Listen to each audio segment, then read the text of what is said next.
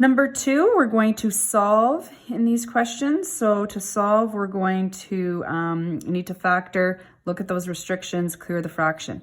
Okay, so we're solving, these are equations, so that's why they have the equal sign in there. So I'm going to rewrite this out factored. So we have difference of squares in the denominator there, plus 10 over, we can factor out a GCF of 6. So we have Z plus 2 equals 1 over Z minus 2. So my restrictions are Z cannot equal, let's have a look, plus or minus 2, and that is it. So as long as my solution isn't that, then we're good, okay? If it is, we would cross it out as an extraneous root. Now, I want to clear the fraction, so I'm going to multiply both sides by the lowest common denominator. So if I'm going to do that, in my denominator I have 6 times, I need Z minus 2 and Z plus 2.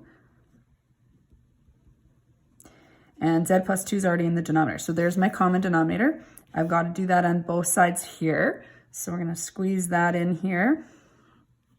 You have to have brackets around here. Otherwise, you wouldn't be using the distributive property. So brackets are a must. They're also a must here so that you can see how you're bringing them through. So by bringing this through, basically both binomials cancel there. So you get 6 times 2 is 12. Plus, on this one, the 6 and the 6 both cancel right here. And then you've got Z plus 2 cancels, so you just have 10 times Z minus 2 equals. Here, 1 times 6 is 6, the Z minus 2's cancel, and you have Z plus 2.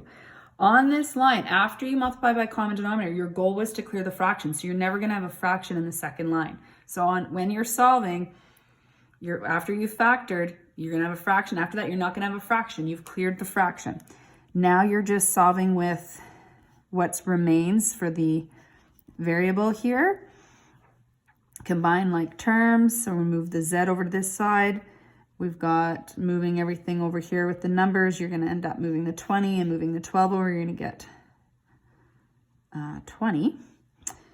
And divide off the 4, and you're going to get 5. So this one it turned into a linear equation. There was no need to factor. Z equals 5. Then I check. Is 5 an NPV? Nope, only plus and minus 2 are. So then this would be a solution.